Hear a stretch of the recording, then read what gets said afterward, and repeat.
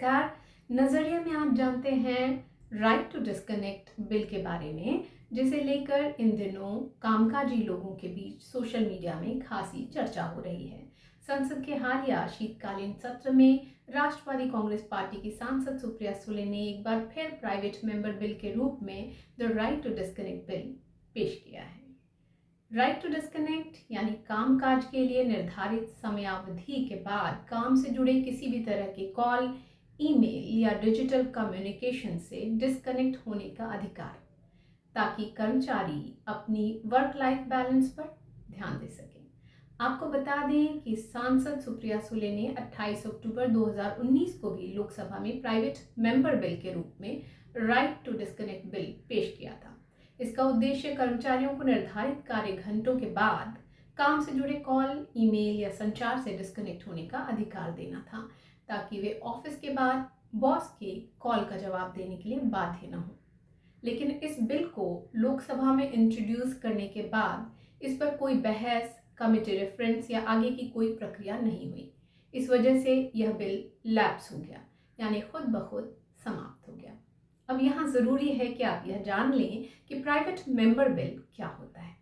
तो आपको बता दें कि प्राइवेट मेंबर बिल किसी मंत्री द्वारा नहीं, बल्कि किसी व्यक्तिगत सांसद द्वारा पेश किया जाता है, और जब यह संसद के दोनों सदनों में पास होता है तब कहीं जाकर यह कानून की शक्ल लेता है। भारत में स्वतंत्रता के बाद से अब तक दिसंबर 2025 तक कुल 14 प्राइवेट मेंबर बिल दोनों सदनों यानी लोकसभा और राज्यसभा में पास होकर कानून बने हैं।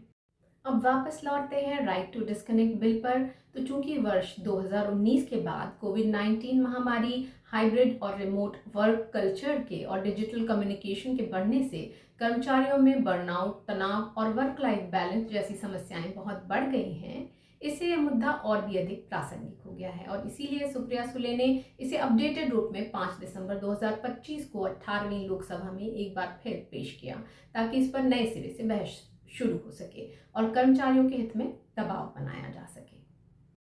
अब आपका ये जानना भी तो जरूरी है कि आखिर कहाँ और कैसे शुरू हुआ राइट टू डिस्कनेक्ट। काम के तयशुदा घंटों के बाद डिजिटल संचार से डिस्कनेक्ट होने का यह अधिकार सबसे पहले फ्रांस में शुरू हुआ।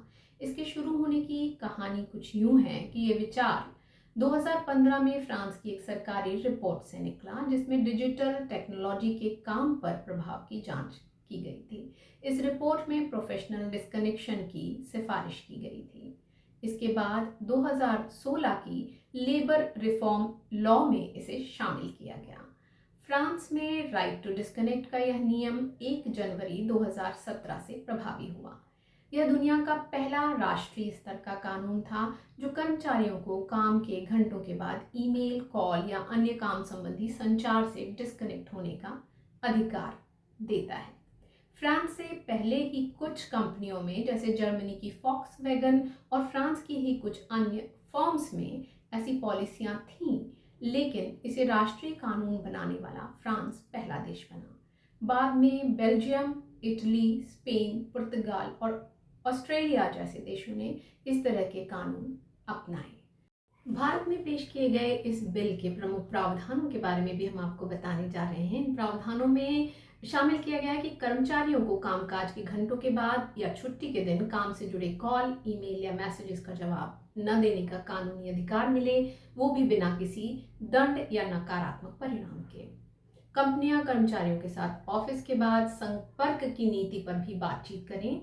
एम्प्लॉय वेलफेयर अथॉरिटी की स्थापना की जाए जो शिकायतों की जांच करे और नियम तोड़ने पर कंपनियों पर जुर्माना लगाया जा सके। ओवरटाइम के लिए सामान्य वेतन दर पर भुगतान किया जाए।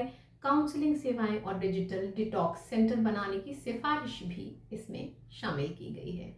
इस बिल का उद्देश्य है कि डिजिटल कल्चर से होने वाले बर्नआउट को कम किया जा सके, नींद की कमी, तनाव और इन्फो ओबेसिटी जैसी समस्याओं से बचाव किया जा सके। हालांकि यह प्राइवेट मेंबर बिल है और इसे संसद के दोनों सदनों में पास होने के बाद ही कानून का दर्जा मिलेगा। भले ही अभी इस बिल को कानून का दर्जा मिलना आसान नहीं है, लेकिन इसने वर्क लाइफ बैलेंस पर देश भर में व्यापक बहस तो छेड़ ही दी है। तो अब आप बताइए कि आप क्या चाहते हैं, ये बिल पास हो या ना हो। अपनी राय हमें कमेंट करके बताएं।